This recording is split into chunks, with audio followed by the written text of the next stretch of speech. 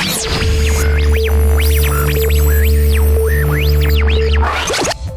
everyone, this is Ken from Vertibox, and welcome to the Mission Reward and Questing Guide for Marvel Heroes. Like Diablo 2, Marvel Heroes features a lot of really interesting rewards for the various side quests and main quests in the game. So in this particular guide, we're going to look at what those rewards are, where to get them, and we're also going to look at how to manage those rewards for each and every single one of your characters on your account. One thing I want to get out of the way is that not all the quests in Marvel Heroes actually give you something useful. Sometimes they just give you some credits, and other times they just give you some experience. Interestingly enough, sometimes finishing a chapter doesn't give you any rewards at all. So if we don't mention a particular quest in this guide, that means that you can safely ignore it. While playing the game for the first time, maybe you don't really want to miss anything.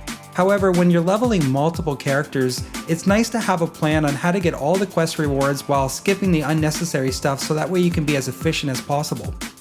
Lastly, I want to mention that there are 2 rewards that you can't get more than once. The first time is in the prologue, where you'll be given one of the starter heroes at random at the end of the chapter, like Scarlet Witch or Hawkeye or whatever. The second time is when you beat Doctor Doom, and I think this hero can be any among the available 26 heroes in the game.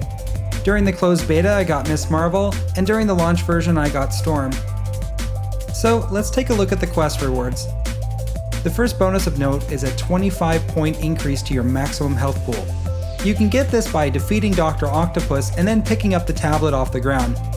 Admittedly, this one's pretty hard to miss because you have to beat Dr. Octopus to progress in the game. However, if you're skipping content, it's good to know that there's a bonus that you can pick up here. In Chapter 2, you can pick up a Rarity boost potion by doing the Taskmaster quest. Despite the fact that the game makes it seem like it's a pretty difficult area to find, you can just find it in the construction site area just by wandering around. Once you beat the Taskmaster, just teleport out, go back to the storage yard, and then you'll see Agent Waltz near the entrance where you can claim your reward. Also in Chapter 2, you can claim your first power point by defeating the Hood. In Chapter 3, there's a lot of interesting quest rewards, as most of the quests offer something pretty decent. At the very start of the chapter, we'll get a quest called the Lost Patrol, and upon completing this quest, we'll get a vendor summon for our troubles. In Buccaneer Beach, you want to roam around the northern areas until you find the Hydra outpost. Shouldn't be too difficult to find. Somewhere inside, you'll find 4 jail cells, and you'll want to bust those open to set the shield agents free. After that, all you need to do is beat the Grim Reaper and then head back to claim your reward. Somewhere in the Bamboo Forest is a place called the Poison Glade, and upon defeating all the crap in there and defeating the Snake Idol at the end, you'll get a permanent 5 points to your maximum spirit, which is just awesome. Somewhere in the Hidden Cove area in Chapter 3, you'll find a place called the Brood Scout Cavern, and upon approaching it, Shield will ask you to clean out all the crap in there. Once you do that, Agent James Wu in Lowtown will reward you with a crafter summon. Also from Agent Wu, you'll get an artifact called the Shield Motion Tracker, and you get this just for arriving there. It's a nice item for range characters because it's going to boost your range damage by a pretty decent amount. It's also going to make the enemies appear as red dots on your minimap, which is very helpful for leveling and grinding. Also, just before you head into Lowtown, a woman named Yukio will offer a quest called the Muramasa Blade. This quest is a little bit annoying because you'll have to scour all of Lowtown to find both the hilts and the shards. Once you do that though, you'll get a pretty sweet artifact called Yukio's Charm, which boosts your range damage and gives you a little bit of health regeneration. In Chapter 4, there's not nearly as many quests that provide rewards. However, one of those rewards is very sweet. It's the Retcon device. To claim this reward, all you have to do is beat Bullseye. And if you're having a little bit of trouble with him, I might suggest just dragging him off to the northwestern side of the map and just circle around the objects there. Lastly, beating the Kingpin at the end of the chapter will reward you with your second power point. There's only one quest that you need to be concerned with in Chapter 5, and that's the main quest. After beating the Juggernaut, Professor Xavier will give you another 50 points to your maximum health pool. There's not a whole lot going on in Chapter 6 as well. Despite many optional quests, they don't really give you anything. However, after beating Pyro and Magneto, Professor Xavier will give you another 5 points to your maximum spirit.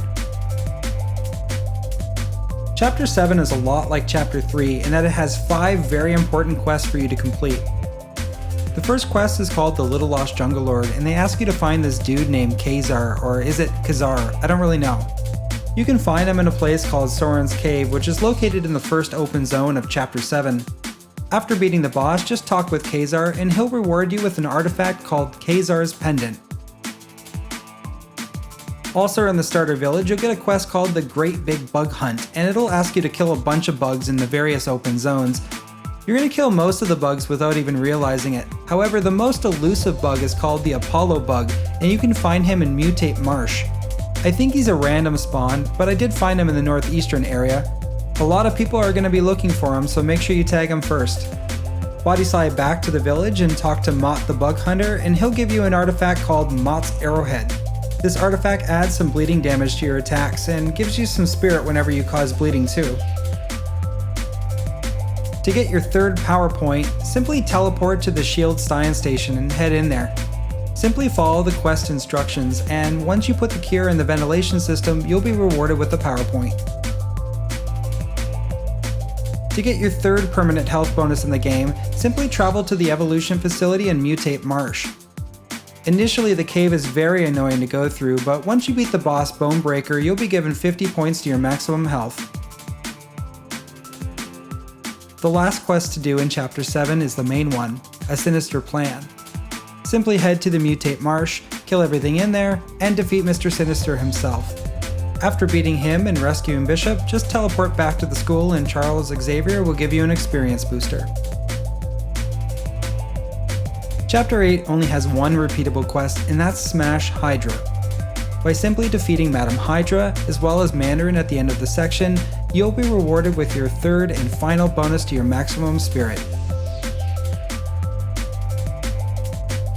Now that we've talked about what the mission rewards are, as well as how to get them, I want to talk to you guys about the most efficient way to accumulating all of these rewards for each and every single character of yours.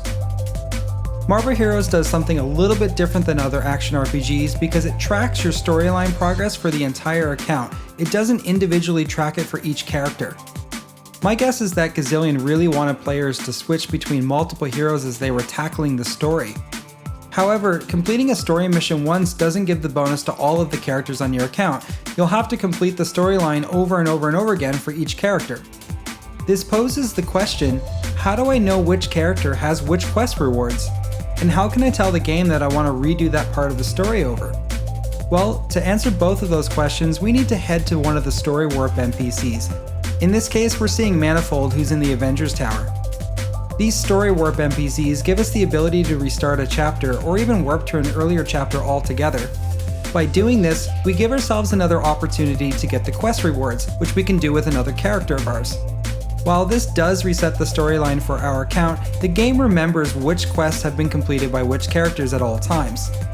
One really nice feature that the game offers is that while it resets the story progress, it doesn't reset the waypoints, which means that you can actually plow through the storyline a lot faster than you did the first time. And if your main character is in the endgame, don't worry, because you'll still be able to access all of the endgame content despite the fact that your current storyline progress is not at the end of Chapter 8. So how do we know which characters completed what? This was actually a really big concern of mine because pressing L to see the missions tab doesn't tell you what your character has and hasn't completed. Well, by simply going to a Story Warp NPC, we can see this exact information.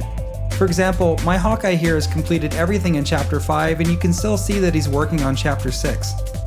If I switch to Hulk, a character I haven't played very much, we can see that he hasn't completed any of the chapters because the icon is different. And when switching to Ms. Marvel, things get a little bit more interesting because we can see that she hasn't completed the prologue or Chapter 6. One thing that I find pretty weird is that underlevel characters can actually warp to later chapters. Here's an underlevel Jean Grey trying to access Chapter 8, and while she hasn't completed Chapter 5, the game has no problems letting her in. I find it kind of weird that you can sort of hop around in the storyline regardless of which character you're currently playing as.